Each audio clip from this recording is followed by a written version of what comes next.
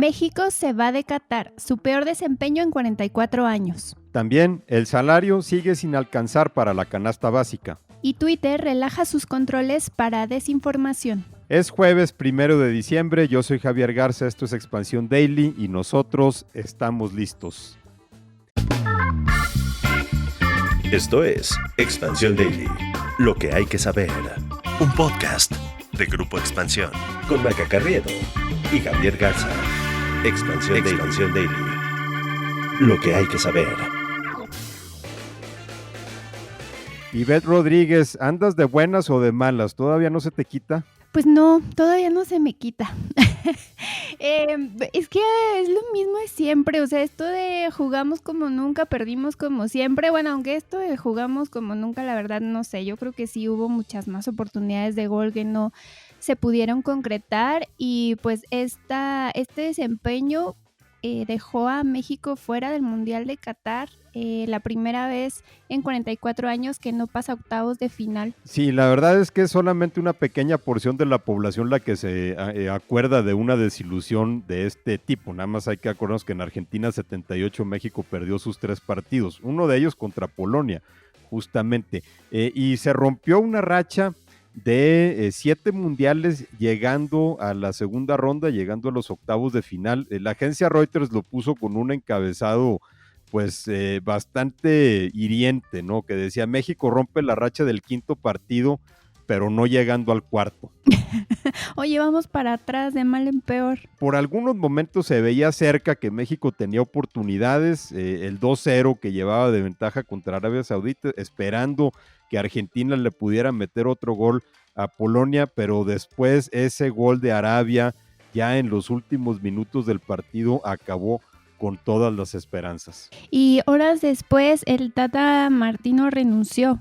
Él era el director técnico de la selección mexicana y dijo que por el desastre que había resultado la participación de la selección mexicana, pues mejor agarraba sus maletas y se retiraba. Y ahora ya hasta quieren que comparezca en el Senado para explicar el desempeño de México. Yo creo que también en el Senado se puede proponer algún tipo de reforma a la FIFA para que los árbitros los escoja la afición, ¿no? Y entonces pues el que lleve más aficionados, como ocurrió ayer en el partido, había como 40,000 mexicanos, pues pudieran llevar mano, ¿no? Se me hace que esa puede ser una buena idea. O que los escoja la Sedena, porque ya ves que también ya se están metiendo un poco en todo, ¿no? Ya aerolínea, se están metiendo pues ya en el sector hotelero, seguridad pública, pues ya de una vez en el fútbol. Ese fue el meme del Mundial, ¿no? Que a final de cuentas también al Tri se lo iban a encargar a la Sedena, pero bueno, ya cada quien tendrá su propio análisis del partido. Ya también destacó ayer que el Canelo Álvarez se disculpó con Lionel Messi después de la polémica que armó de que ya lo quería agarrar a golpes porque supuestamente lo vio patear una camiseta de México. Andrés Guardado también salió a explicar diciendo que era un gesto totalmente normal porque los jugadores siempre tiran la ropa sucia al suelo en el vestidor, que él hizo lo mismo con la playera que le regaló Messi. Entonces pues ya digamos que hay todo arreglado, mientras que también en temas futboleros, y antes de entrar a la información, pues Pelé, el astro, el rey del fútbol, dio un susto cuando fue hospitalizado en Sao Paulo, cuando está en medio de un tratamiento contra el cáncer. Sus familiares dijeron que no era nada grave, pero pues sí dio la nota Pelé justo en el Mundial. Y también tenemos que entrar a la información, Ivette, porque tenemos mucha en este jueves. Y empezamos con un tema económico, un reporte que sigue pues poniendo el dedo en el renglón sobre la insuficiencia del salario, y esto porque está ahorita a debate un aumento al salario mínimo, se ve cerca, no sabemos todavía de qué porcentaje será, pero un reporte de la organización Acción Ciudadana contra la Pobreza advierte que las propuestas que están en la mesa por parte de empresarios, gobierno y obreros resultan todas insuficientes para la compra de por lo menos 2 canastas alimentarias. Así es, esta es una forma de medir el poder adquisitivo que tienen los mexicanos y es que el salario mínimo es de 5,186 pesos mensuales y se calcula que se necesitan arriba de 8,000 pesos para poder comprar 2 canastas básicas. Entonces, el 75% de la población ocupada pues no tiene el recurso monetario para poder hacerlo. Y esto a pesar de la recuperación que ha tenido el salario, ¿no? Los poco más de 5,000 pesos mensuales que perciben trabajadores que ganan un salario mínimo general, se quedan cortos en unos 3,000 pesos para la compra de 2 canastas alimentarias. Y según los cálculos de esta organización de Acción Ciudadana contra la Pobreza, para el próximo año la diferencia entre el salario mínimo y 2 canastas alimentarias será de 3,400 pesos. Sí, fíjate que yo me puse a hacer mis cuentas porque las propuestas para subir el salario mínimo el próximo año van desde el 15%, que eso es lo que proponen empresarios, 20%, que es la propuesta del gobierno, y hasta 25%, que es lo que estarían pidiendo los sindicatos, pero aún así, tomando el porcentaje más alto, que sería el de 25%, el salario mínimo general quedaría casi en 6,500 pesos, pero pues se calcula que se requieren 8,600, entonces aún así no alcanza. Todavía se están quedando cortos. Y como estamos en temas económicos y ya sabemos que aquí siempre es una buena y una mala, pues digamos que el único rayito de esperanza que podemos tener, algunas buenas noticias en el frente económico, es que el Banco de México aumentó su previsión de aumento del Producto Interno Bruto para este año a 3%, lo traían entre 2.5%. Se están optimistas, dicen que a la economía mexicana le va a ir un poquito mejor de lo esperado en 2022, porque en 2023 están viendo una desaceleración, su previsión es de apenas 1.8%, y esto va un poco en línea con lo que está pasando en Estados Unidos, ¿no? Sí, así es. Pues fíjate, hubo un repunte en la previsión de crecimiento del PIB estadounidense, porque se esperaba que creciera 2.7%, pero ahora se espera un 2.9% anual, y aunque esto pareciera una buena noticia, en realidad hay otros factores como el incremento en las tasas de interés, que de hecho es el más rápido que se ha visto desde la década de los 80, y eso aunado a otros temas, por ejemplo, que el mercado inmobiliario se está desmoronando, que la confianza de los consumidores y las empresas está en declive, e incluso otras cosas como que ha bajado la demanda de contenedores, que van a decir, ¿y qué es eso, no? Es una medida o es una señal de que el consumo puede disminuir. Pues eso está prendiendo las alertas para el próximo año, en el cual no se descarta que pueda haber una recesión. Así es, pinta bien para este año, pero el próximo año sí se está anticipando una desaceleración. México obviamente va en línea con eso, porque lo que pasa con la economía de Estados Unidos pues siempre repercute aquí abajo. Y fíjate que en noticias que pudieran parecer positivas, en octubre el crecimiento de pasajeros en el Aeropuerto Internacional Felipe Ángeles se elevó 90% y se atendieron 173,873 pasajeros. A ver, este tema pudiera parecer una buena noticia viendo cómo el número de pasajeros en el AIFA ha estado aumentando a lo largo del año, pero todavía está significativamente por debajo del Aeropuerto Internacional de la Ciudad de México. A ver, el AIFA empezó más o menos como el aeropuerto de Reynosa en términos de pasajeros movidos, y aunque ha aumentado sus números, en realidad no pasa de ser un aeropuerto medio. Tú acabas de mencionar que en octubre movió a 173,000 pasajeros. Digamos que si ese hubiera sido el promedio mensual de todo el año, que no lo fue porque esa es una cifra récord, pues ahí estaría como al nivel de los aeropuertos de Hermosillo o Culiacán. Pero el promedio mensual que ha tenido este año con todo y los aumentos lo pone más bien como por ahí del tamaño del aeropuerto de Morelia. Y esos aeropuertos no costaron lo mismo que el AIFA. Sí, además, para ponerlo en perspectiva, mientras en el AIFA se movieron menos de 200,000 pasajeros en octubre, en el Aeropuerto Internacional de la Ciudad de México se movieron poquito más de 4 millones. Entonces, la verdad es que no están, pero ni de cerca, moviendo la misma cantidad de pasajeros. Y bueno, se ha hecho de todo para tratar de elevar las operaciones en el nuevo aeropuerto, pero me parece que no está funcionando. Incluso el Aeropuerto Internacional de la Ciudad de México, el Benito Juárez, redujo 15% el número máximo de operaciones por hora. Esto obligó a las principales aerolíneas mexicanas a recortar vuelos. Algunos sí se los llevaron al AIFA. El aumento fue impulsado principalmente por las rutas a Cancún y Guadalajara.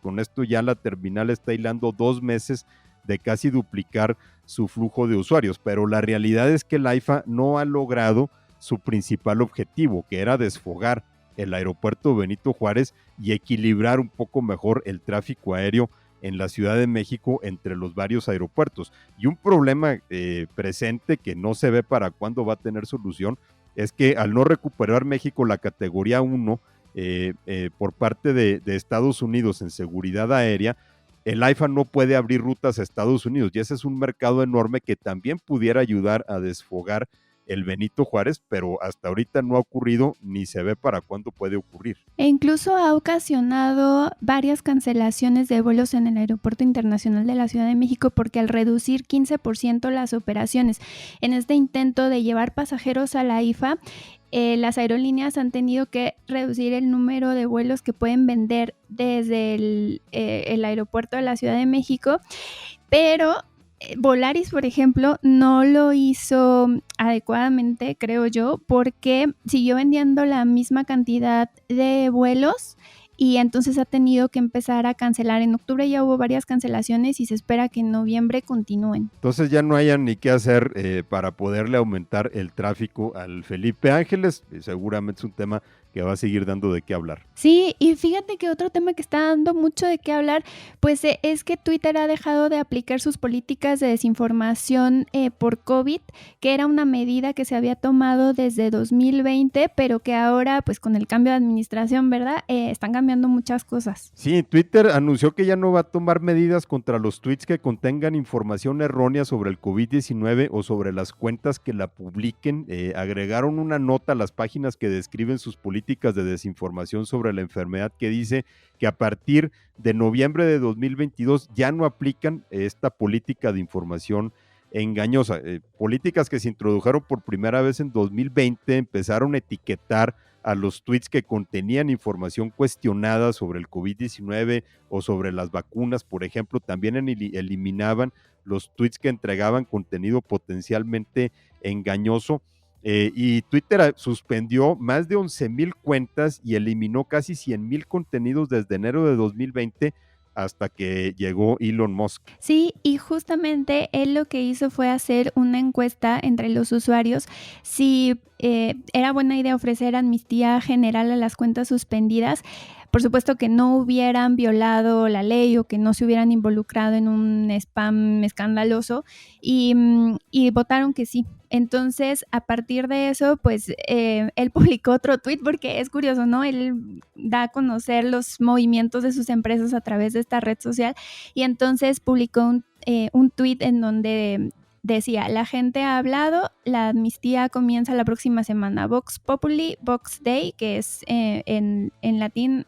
La traducción sería la voz del pueblo, la voz de Dios, aunque no queda claro muy bien cómo se va a dar esta amnistía. Pero bueno, ¿dónde he escuchado eso de las consultas? Recuérdame dónde he escuchado eso de andar tomando decisiones con base en consultas. A ver, fue a partir de eso justamente que le regresaron la cuenta al expresidente de Estados Unidos, Donald Trump. Pero Twitter se está convirtiendo aún más en un agujero de desinformación todavía más peligroso de lo que ya era con todo y las políticas de moderación, ¿no? Sobre todo porque Musk llegó cortando cabezas, despidiendo justamente a los equipos de moderación de contenidos y a los que se encargaban de vigilar cuentas y de combatir la desinformación. Y el problema no es nada más con el COVID. También en Estados Unidos se ha reportado, por ejemplo, un aumento de comentarios racistas y antisemitas en la misma plataforma con respecto a la época anterior a que lo comprara Elon Musk. Entonces, Twitter ya se está descontrolando. Y bueno, hablando de polémicas, también la que se armó en la Feria Internacional del Libro de Guadalajara con esta presentación que tuvo la empresaria y diputada de Morena Patricia Armendáriz, que fue abucheada en su presentación en la FIL después de que defendió y elogió la política económica del presidente López Obrador, quien por supuesto pues no pudo resistir meterse a la polémica y calificó a la Feria del Libro como un foro de conservadurismo. Yo vi el video y yo creo que ella no se esperaba esa reacción, porque luego fue cambiando un poco la declaración y entonces empezó a decir, bueno, es mi opinión, bueno, aquí cada quien es libre de opinar lo que quiera, y también ella como que empezó a sobre reaccionar, creo yo. Esto fue lo que dijo Patricia Armendáriz. El presidente más liberal que hemos tenido se llama Andrés Manuel López Obrador. ¡Liberal! Escúchenme, por favor, y déjenme explicarles. Este no es un foro político. Bueno, si no me dejan hablar, pues ya me voy. Escuchemos. Yo estoy haciendo todo el esfuerzo por transmitirles lo que sé de una manera responsable. Creo que esto es un ejemplo más de la polarización que estamos viviendo, ¿no? Y cómo estos espacios se prestan justamente a desplegarla en toda su magnitud. Pero a final de cuentas la FIL es un espacio cultural en donde vale la pena escuchar las voces, porque también muchos de los que asisten fueron en un momento simpatizantes del presidente López Obrador, y muchos ahorita pues se han quedado desencantados con sus políticas, particularmente lo que tiene que ver con el retiro de los apoyos a la cultura. Ahora, también de parte del presidente, pues hablan de la feria según les va en ella, ¿no? En este caso, Patricia Armendáriz salió abuchada, pero que yo recuerde, por ejemplo, en 2011, nadie tachó de conservadora, o por lo menos nadie en Morena tachó de conservadora a la FIL, cuando Enrique Peña Nieto hizo el ridículo ahí, ¿te acuerdas? Sí, que confundió autores en una entrevista que le hicieron. Y no, ahí más bien fue la risa, ¿no?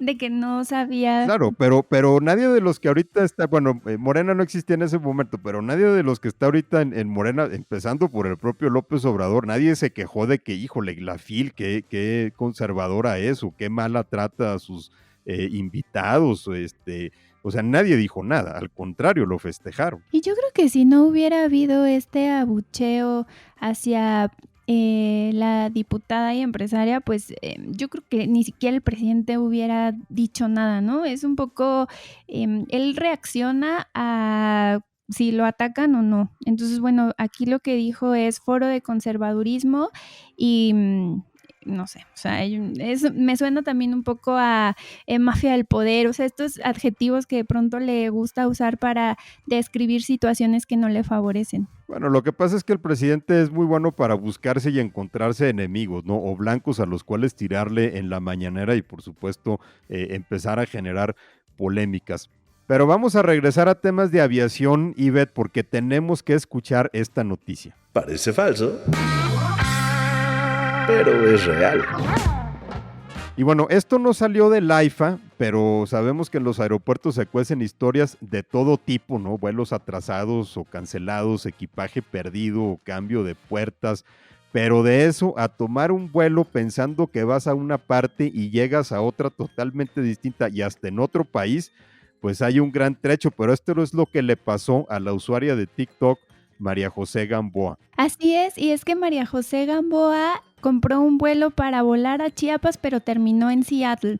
Y esto ocurrió porque ella lo dijo en un video en TikTok, que la enviaron a la puerta equivocada, que cuando ingresó al avión nadie le dijo nada y que se dio cuenta hasta que ya le estaban entregando la forma migratoria. Normalmente las formas migratorias se entregan cuando ya va a finalizar el vuelo. Entonces a mí me llama la atención la cantidad de oportunidades en donde pudo haberse dado cuenta que no iba para Tuxtla Gutiérrez, sino que iba pues literalmente para el otro lado, porque bueno, primero cuando llegó a su lugar vio que estaba ocupado, entonces le ofrecieron un asiento junto a la ventanilla. Ahí alguien tuvo que haber visto al pase de abordar y a lo mejor darse cuenta que el pase de abordar decía que el destino era otro. Pero bueno, entonces ya se sentó y a lo mejor no le estaba poniendo atención a los anuncios que pasan allá en los altavoces que normalmente te dicen a dónde va el vuelo.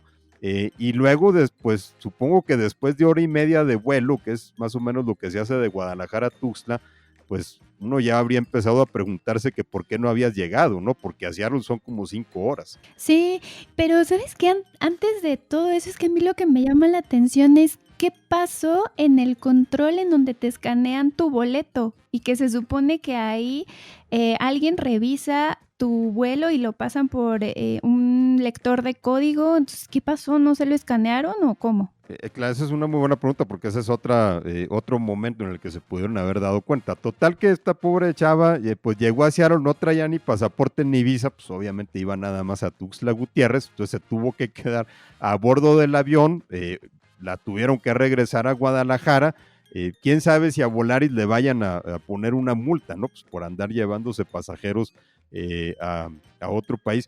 Pero bueno, al final de cuentas no pasó a mayores, nada más que se fue a dar la vuelta a Seattle. Y ¿sabes qué? No es el primer caso que yo escucho. Yo conozco a otra chica que también iba a, no recuerdo a qué lugar, y terminó en Tijuana. Así que hay que revisar bien cuando nos subamos a un avión que estamos en el vuelo correcto. Bueno, abusados entonces. Bueno, Ivette, ya vámonos porque hay que darle, ya vamos terminando la semana. Que tengas un gran jueves, que tengan todos un gran jueves. Mientras tanto, ¿dónde nos leemos? A mí me encuentran en Twitter en Ivette2R y en Expansión, tanto en el canal digital que es Expansión MX como en la revista impresa que pueden descargar o también pueden adquirir en el formato físico. Y a mí me encuentran en Twitter y en Instagram en @JagarzaRamos. Vamos a darle, no nos equivoquemos de destino y que tengan todos un gran jueves. Hasta mañana. Esto fue Expansión Daily, un podcast de Grupo Expansión, con Maca Carriedo y Javier Garza. Este episodio llega a ti gracias a rss.com, el podcasting hecho simple.